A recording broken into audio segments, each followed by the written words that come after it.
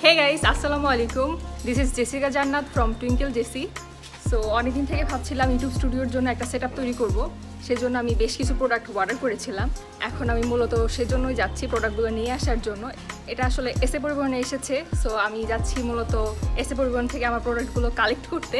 And আমার সাথে আমার ভাই আছে, Fardin. Hi, this is Abra Fardin from A Production. And আমরা যাচ্ছি প্রোডাক্টগুলো নিয়ে আসতে। এন্ড এটা হচ্ছে আমার ফার্স্ট ব্লগ। ভিডিওটা শেষ অবধি দেখুন, কারণ মেকআপের চ্যানেলে আমি আজকে একটা টেক ভিডিও করব। বেসিক্যালি আমি আমার সেটআপটা কিভাবে করব সেটা আপনাকে পুরো ডিটেইলসে দেখাবো। ভিডিওটি শুরু থেকে শেষ অবধি দেখুন, তাহলে আপনারা জানতে পারবেন আমি কিভাবে আমার সেটআপটা করেছি। সো এটা অনেক ইন্টারেস্টিং হতে যাচ্ছে। আমি আসলে অনেক বেশি এক্সাইটেড, কারণ আমার প্রথম সেটআপ হতে যাচ্ছে।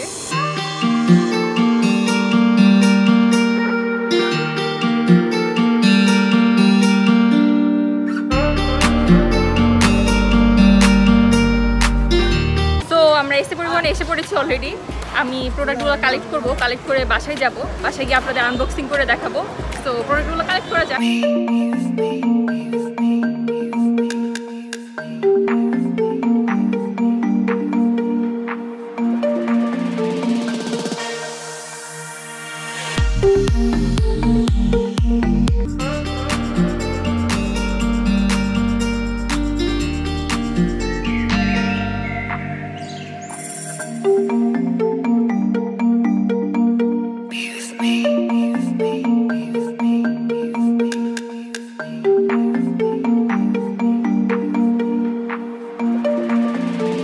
সো গাইস, আমি বাসায় এসে পড়েছি।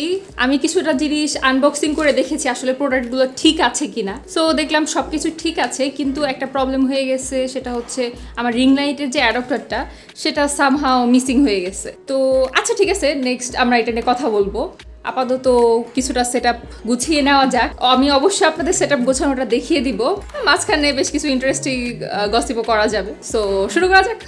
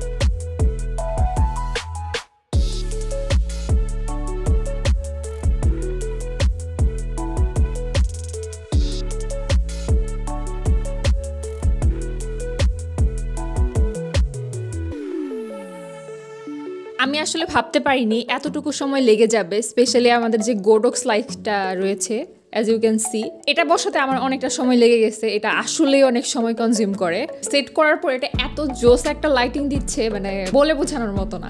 যারা ইউজ করেছেন আই থিঙ্ক সবাই ভালোভাবে জানেন যে এটা বেশ সফট একটা লাইট দেয়। এটা আপনার ভিডিওটা আরও বেশি ইন্টারেস্টিং করে ফেলে। এটা আপনার ভিডিওর সম্পূর্ণ লুক চেঞ্জ করে দিতে পারে। প্রথমত আমি আমার ক্যামেরাটা দেখাতে চাচ্ছি। এটা হচ্ছে Canon M50 Mark II। এটা একটা মিররলেস ক্যামেরা। সো খুবই পাতলা একটা ক্যামেরা। প্রথমে আমি দেখেছি, কিন্তু আসলে এতটা ওয়েটলেস হবে ভাবতে পারিনি। হাতে আসার পর বুঝতে পারলাম এটা অ্যাকচুয়ালি অনেক ওয়েটলেস একটা ক্যামেরা। যেহেতু খুবই পাতলা, সো আমি ইজিলি এটা ট্রাভেল করতে পারবো। স্পেশালি যদি আমি কখনো ব্লগ করতে চাই, এটা নিয়ে ব্লগ করাটা বেশ মজার হবে। আমি যে ধরনের শ্যুট করি, যেমন পোর্ট্রেট অর ল্যান্ডস্কেপ অথবা স্লো মোশন, কিছু সময় দেখা যায় সিনেম্যাটিক শ্যুটও নিতে হয়। সো এটা দিয়ে আই থিঙ্ক শ্যুট করাটা বেশ ভালো হবে। এটা আসলে আমাদের ব্যাকগ্রাউন্ডটা অনেক বেশি ব্লার করে, মানে আমাদের বকিটা বেশ ভালো দেয় ভিডিওতে। সো আই থিঙ্ক অ্যাফোর্ডেবলের মধ্যে এটা বেস্ট অপশন আমার জন্য। এটা অ্যারাউন্ড 65K এর মতো পড়েছে। আরেকটা বিষয় আমি শেয়ার করতে চাই, এটা হচ্ছে আমি এর সাথে একটা মাউন্ট নিয়ে নিয়েছি, কারণ অনেক সময় দেখা যায় যে লেন্স চেঞ্জ করতে হয়। আমি চাচ্ছিলাম যে সব ধরনের লেন্স মোটামুটি ব্যবহার করার জন্য, সো একটা মাউন্ট নেওয়াতে এখন আমার সব ধরনের লেন্স ব্যবহার করা খুব সুবিধা হয়ে গেল। কারণ দেখা যায় যে মিররলেসের আপডেট ভার্সনগুলোতে পুরোনো লেন্সগুলো ব্যবহার করা যায় না। এটা নেওয়াতে আমার সব ধরনের লেন্স ব্যবহার করা অনেক বেশি সুবিধা হয়ে গেল।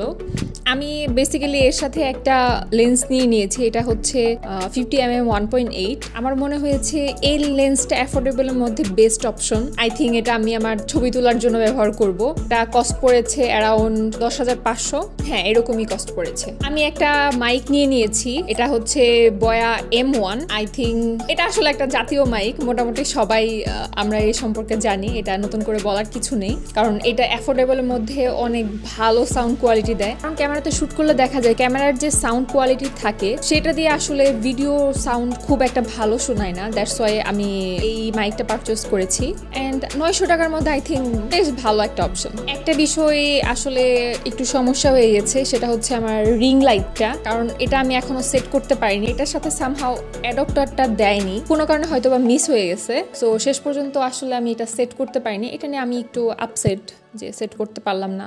আচ্ছা ব্যাপার না, আমি একটা অ্যাডাপ্টার নিয়ে আসলে আই থিঙ্ক এটা কোনো প্রবলেম হবে না, সেট করতে পারবো। আমি কিছু ছোটখাটো জিনিস নিয়ে নিয়েছি, যেমন আমার এক্সট্রা ব্যাটারি লাগবে, একটা ফোন হোল্ডার মাস্ট লাগবে, মেমোরি কার্ড অ্যান্ড আমার কেবল। এই ছোটখাটো জিনিসগুলো আমি আসলে নিয়ে নিয়েছি। অ্যান্ড আমি আমার পিছনে কিছু লাইট বসিয়ে নিয়েছি। আমার চিন্তা আছে আমি পিছনে আরো কিছু লাইট বসাবো ভিডিও লুকটাতে ভ্যারাইটি আনার জন্য। আমি একটা ট্রাইপড নিয়ে নিয়েছি, এটা হচ্ছে ইয়ংটাং এর 691। এটা মূলত আমি আমার ক্যামেরাটা রাখার জন্য আর ফোনটা রাখার জন্য ব্যবহার করব। এই তো গাইস আমার মোটামুটি সেটআপ হয়ে গেছে। এই তো আমার সেটআপ শেষ হয়ে গেছে। আমি আমার ডেস্কে অলরেডি বসে পড়েছি। আমি এই পাশে মূলত আমার হাতের বাম পাশে রেখেছি গোডক্স লাইটটা। অ্যাজ ইউ ক্যান সি এটা অনেক সফট একটা লাইট দিচ্ছে, এবং আমি আমার হাতের ডান পাশে রিং লাইটটা রাখবো। আই থিঙ্ক এটা বেশ ভালো একটা ইফেক্ট দিবে। আপনারা অলরেডি দেখতে পাচ্ছেন এটা বেশ সফট একটা লাইট দিচ্ছে। আমার আসলে এরকমই একটা সেটআপ দরকার ছিল, অ্যান্ড ফাইনালি আমি অনেক অনেক হ্যাপি যে আমি সেটআপটা ঠিকঠাক করতে পেরেছি। ওকে, যেহেতু চেয়ারে বসে পড়েছি আমি আমার ভিডিওর কিছু জিনিস দেখাতে যাচ্ছি। এটা হচ্ছে আমি ভিডিও করার সময় ক্যামেরাটা তো সামনেই রাখি অবশ্যই, আমি টেবিলের উপর কিছু জিনিস গুছিয়ে ফেলি। লাইক এই অংশটুকু থাকে আমার ময়শ্চারাইজার, আমার foundation, primers and setting spray, heat protection, এই জিনিসগুলো আমি এই পাশে রাখি, মানে হাতের কাছে পাওয়ার জন্য আর কি।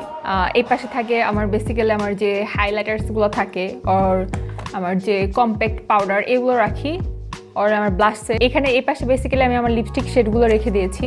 অনেক সময় দেখা যায় হুট করে একটা কালার ভালো লাগছে না, লাইক আমি রেড লিপস্টিক অ্যাপ্লাই করেছি, তখন দেখা যায় আমার না ভালো লাগছে না, মনে হচ্ছে এর সাথে একটু হালকা নুড টাইপ লিপস্টিক দিলে ভালো লাগবে। তো তৎক্ষণাৎ শেড চেঞ্জ করার জন্য আমি আসলে হাতের কাছেই রাখি, যাতে করে আমি ইজিলি নিয়ে সাথে সাথে চেঞ্জ করে ফেলতে পারি। এই হচ্ছে আমার ব্রাশ সেট।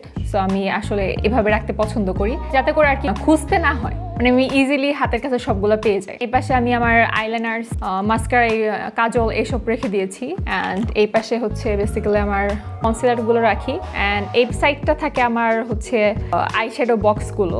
তো আমি একটু গুছিয়ে রাখতে পছন্দ করি, কারণ ভিডিও স্টার্ট করার পর দেখা যায় যে মানে হাতের কাছে জিনিসগুলো থাকলে ইজি হয়। সো আমি সবসময় আমার টেবিলটা এইভাবেই রাখি, যাতে করে আমার মেকআপ করার সময় কোনো হ্যাসেল না হয়, খুব ইজিলি জিনিসগুলো নিতে পারি এবং ইউজ করে ঠিকঠাক রাখতে পারি। লাইক আমি কোনো ময়শ্চারাইজার ইউজ করলাম, আমি এই পার্টে রাখলাম, আইশ্যাডো ইউজ করলাম, এই পার্টে রাখলাম। এতে করে আমার মানে ভিডিওতে কোনো রকম হ্যাসেল হয় না, আমি খুব অল্প সময়ে আমার ভিডিওটা শেষ করে ফেলতে পারি। সো এই তো দেখিয়ে ফেললাম যে আমি কিভাবে আসলে জিনিসগুলো রাখি, দেখে আমি আমার সেটআপটা মূলত করি। এখন আমি শ্যুট করছি আমার ক্যানন M50 Mark II দিয়ে।